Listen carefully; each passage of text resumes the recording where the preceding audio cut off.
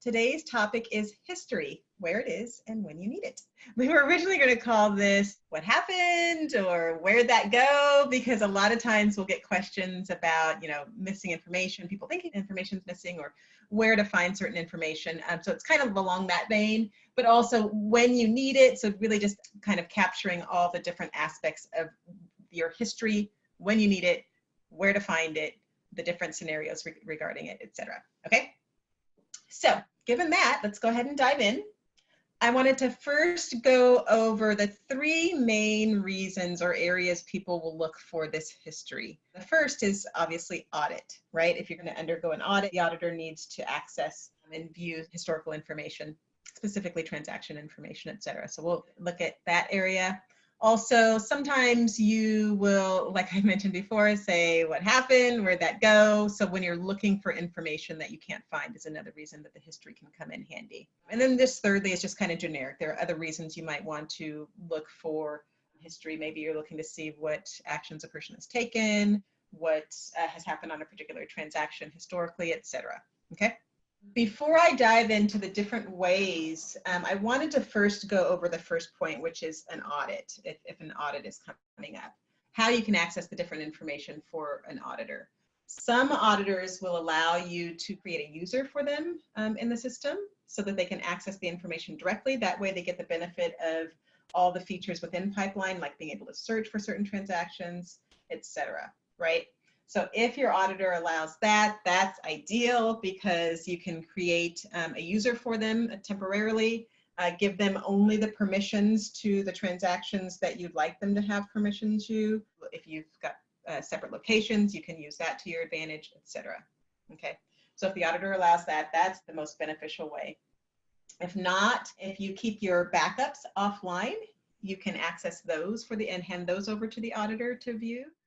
You can identify which transactions the auditor will need by first identifying what their close date is and then going to the appropriate backup and finding those transactions that way.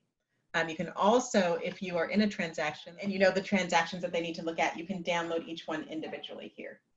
That's particularly helpful if you don't keep your backups offline as well, right? You can just go download them individually. Generally, if you're ever about to or are undergoing an audit, feel free to reach out to us to see how we can help. We're always happy to help support you with whatever information you need or just assistance with what you can get, how you can get it, etc. So feel free to reach out. We're happy to help in those cases.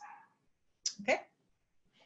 So that was an audit. Next, given that backdrop of how you can perform audits, etc., let's now dive into the different areas of history that you can access. First is backups. Like I mentioned, especially if you're undergoing an audit or for whatever reason you need to pull backup information from your offline backups that you can download monthly. And whoever's got access to access those backups will get a reminder each month that the backups are ready to download. But if you ever want to access information from the backups, I've got one open here. You can see that they're organized very logically, just like they are on the transactions. So you can access all the checklists, contacts.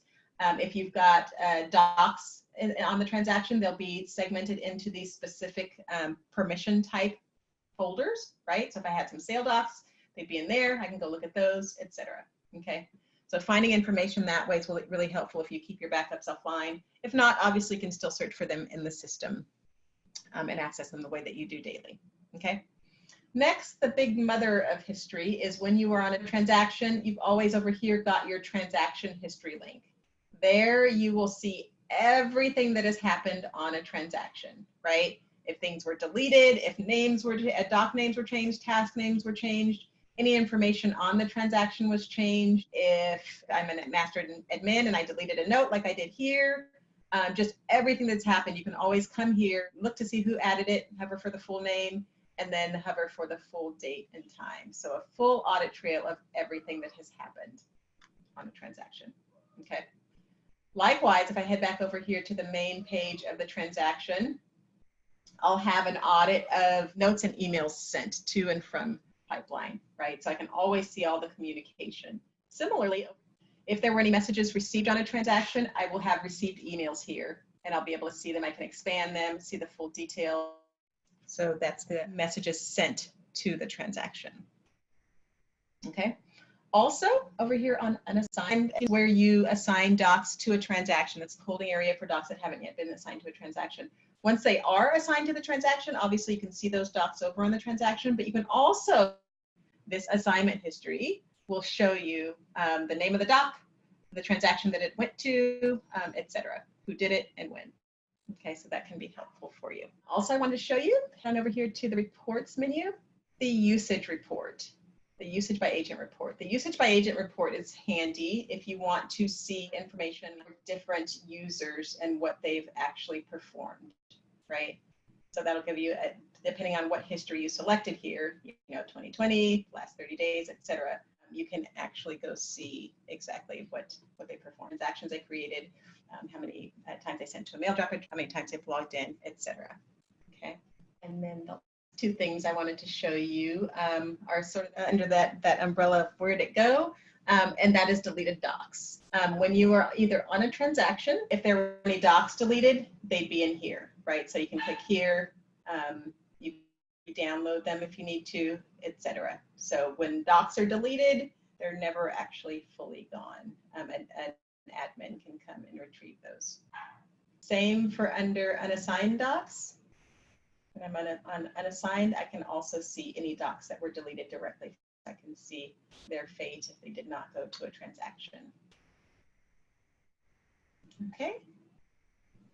And so that's it for you're on the hunt for finding either information that you could have sworn was there, or just looking for information historically for whatever reason, audit purposes or what have you.